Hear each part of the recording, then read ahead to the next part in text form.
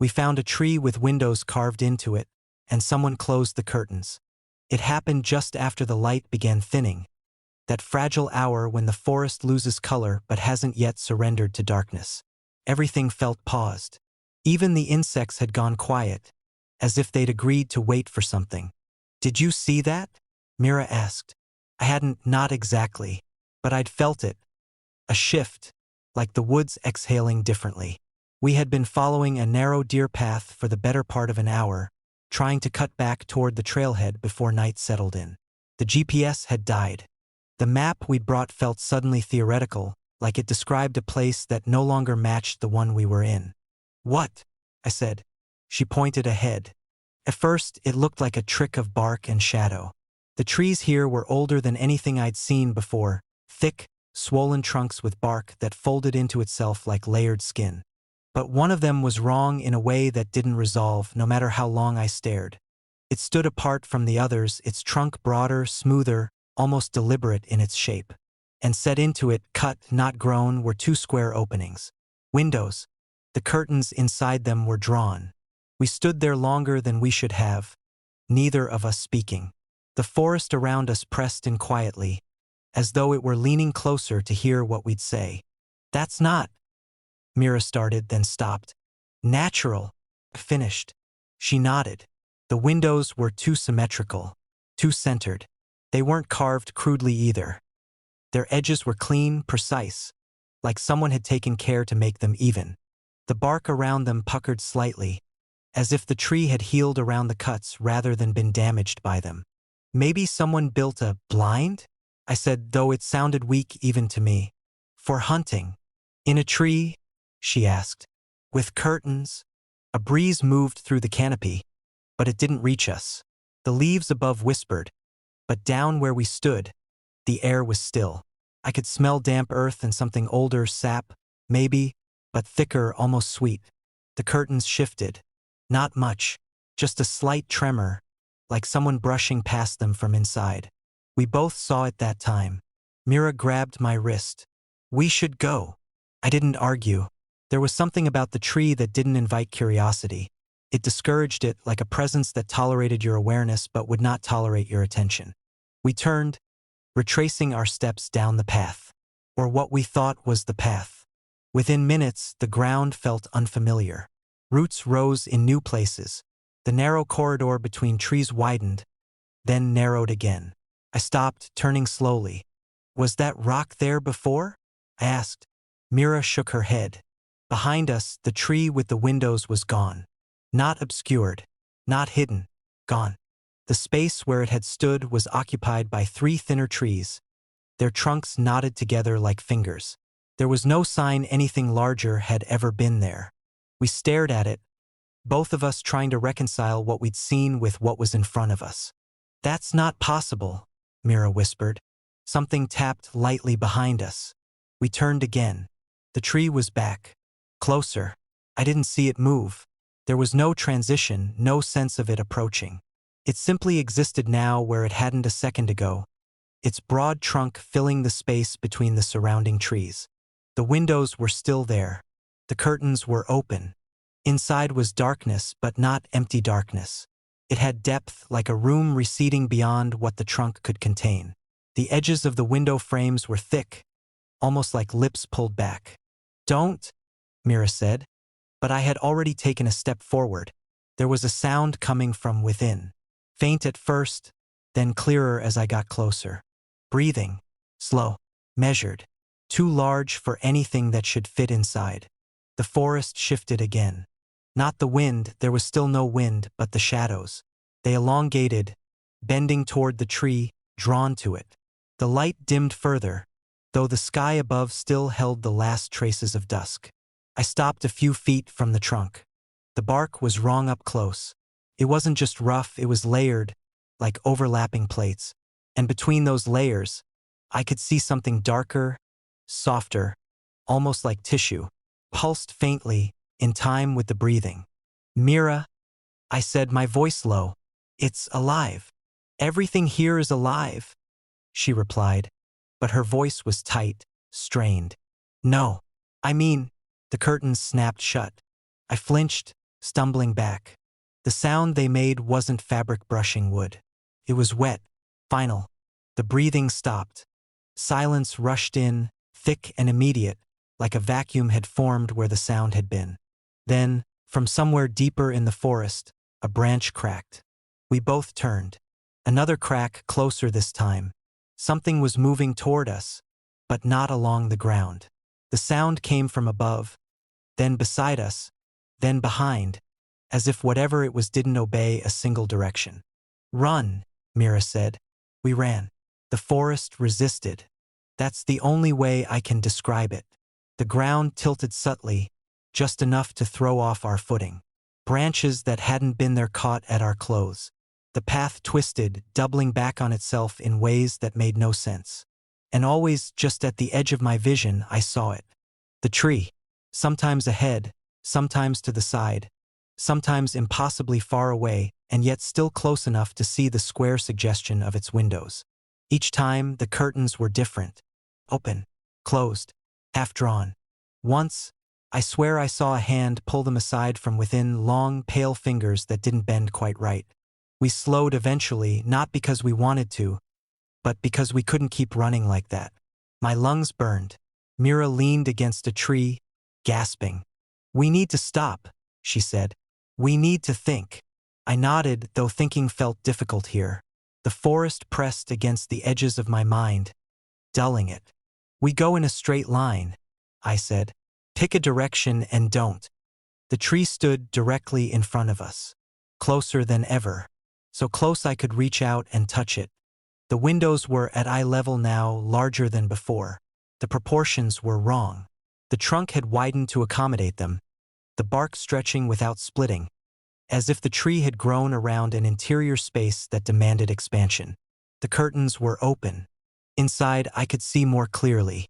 It wasn't a room. It was a corridor, long, narrow, extending far beyond what the tree could physically contain. The walls were lined with the same bark-like texture, but smoother, as if worn down by passage. And there, at the far end, movement, something stepped into view. First, I thought it was a person. The shape was roughly human, 2 arms, 2 legs, a head. But it was wrong in scale. Too tall.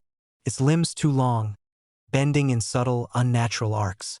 Its skin, or what I thought was skin, had the same layered quality as the tree's bark, shifting slightly as it moved. Turned its head. I felt it look at me, not through eyes, but through something deeper, more invasive. Like it was aligning itself with me, mapping me. Mira made a sound beside me, a small, broken noise. "It's us," she said. I didn't understand at first. Then the thing stepped closer to the window, and I saw his face wasn't fixed. It moved, features sliding into place like pieces trying to assemble into something familiar. For a moment, it was me. Not exactly, but close enough that my stomach dropped. Then it shifted again. Mira. Then neither. Then both, overlapping in a way that made my vision swim. The curtains began to close. Slowly this time. Deliberately. As if whatever was inside had decided it had seen enough. Or learned enough. "No," I said, stepping forward without thinking. "Wait." The curtains sealed shut. The sound was final again. Wet. Sealing. The forest went utterly still. Even the distant creaking stopped. For a long moment, nothing happened. Then the ground beneath us shuddered. Not violently, just a subtle, rolling movement, like something large adjusting its weight. The tree's trunk pulsed. Once, twice, and then, the windows were gone. Not covered. Gone. The bark where they had been was seamless, unbroken, as if they had never existed. I staggered back. Mira grabbed my arm. "Where did it go?" I didn't answer, because I could still hear it. Not from the tree. From behind my eyes. That slow, measured breathing. In, and layered beneath it something else. A second rhythm. Not quite synchronized. Not quite separate. As if something had learned the pattern of my breath and was trying imperfectly to match it. I looked at Mira. She was staring at me, not at my face, at something just behind it. "Don't move," she said, her voice barely audible. Why? Her eyes flicked upward, then back to mine. Because, she whispered. It just closed the curtains again. Something kept circling us, but the sound came from underground. First, we thought it was water. A buried stream, maybe. Something threading beneath the roots and stones, looping around us in slow, patient arcs. The forest was dense enough to hide anything like that. The canopy sealed out most of the sky, letting in only a dim, diluted gray that made it hard to judge time. Sound behaved strangely here. It slipped, warped, returned from the wrong directions. Still, water made sense. Until it didn't. We stopped walking when the sound completed its third full circuit. You could feel it before you heard it, an almost imperceptible tremor underfoot, like the earth inhaling through clenched teeth. Then came the sound itself, a low, granular shifting, as if soil were being dragged against soil in a continuous, circling line. Pass behind us, then to our left, then in front again, tracing a perfect ring. We stood there, three of us, listening. Animals, Ravi said, too quickly. Burrowing. Not like that, May replied. She crouched and pressed her palm flat against the ground. After a moment, she pulled it back sharply, as if burned. It moved under me, she whispered. Not through. Under. I laughed because the alternative was worse. That's what burrowing is. But even as I said it, the sound shifted again, faster now, tightening its circle. The forest didn't react. That was the first thing I noticed once I stopped trying to rationalize it. No birds scattered. No insects rose in agitation.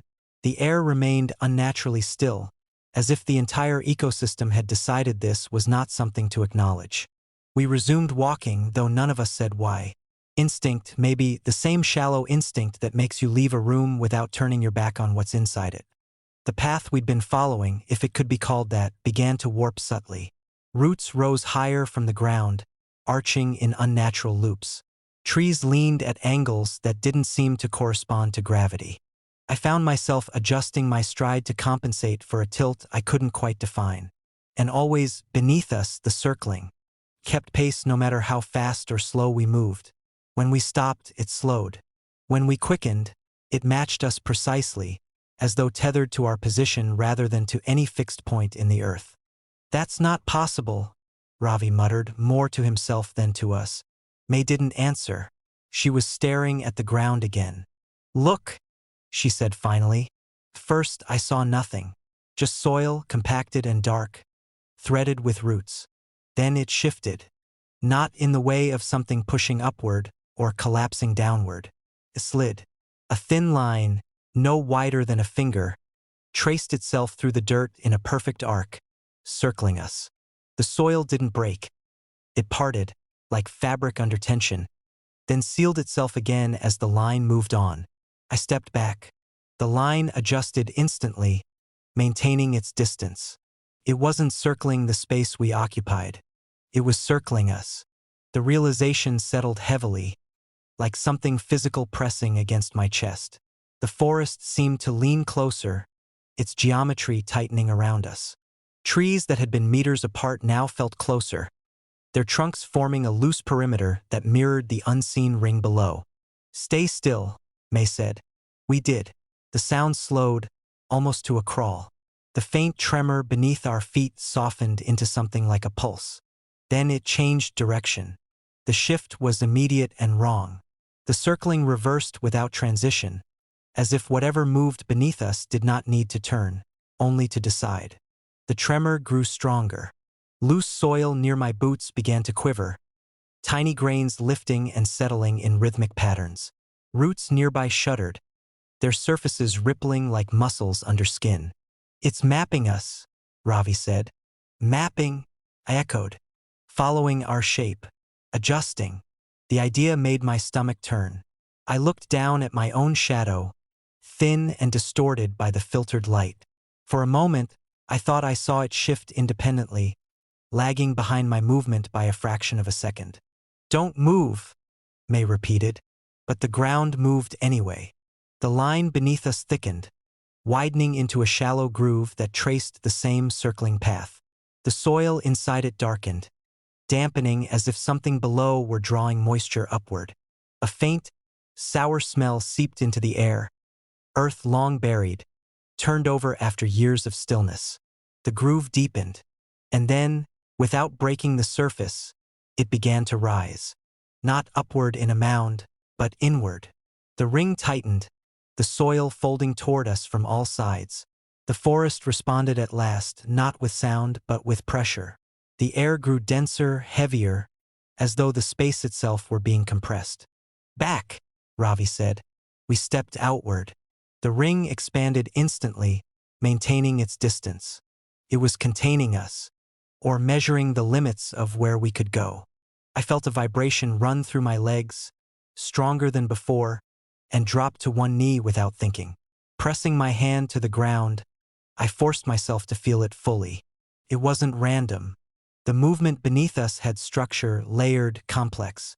Multiple points shifting in coordination, spiraling around a central absence.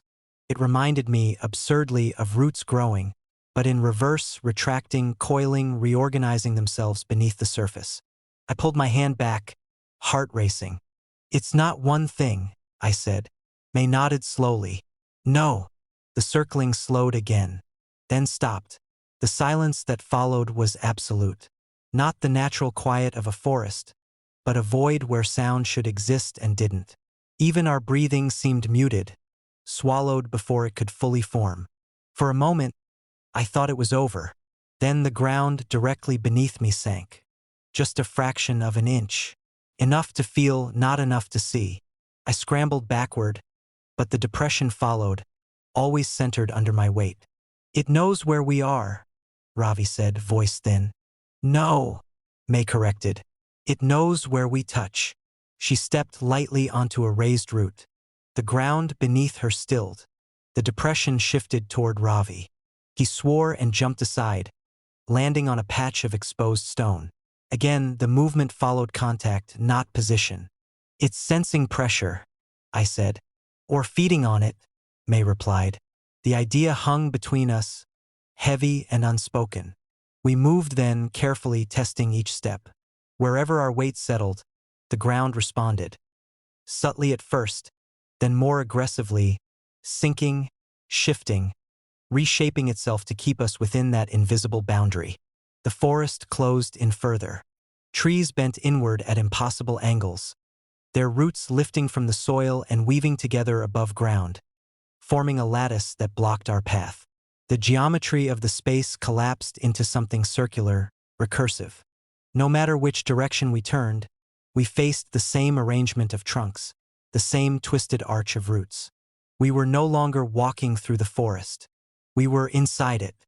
The sound returned, not circling now, but spiraling. It rose from beneath us in tightening coils, the granular scraping intensifying into something almost vocal. A low, layered resonance that vibrated through bone more than air. The ground split, not open, not breaking apart, just enough to reveal the slightest glimpse beneath.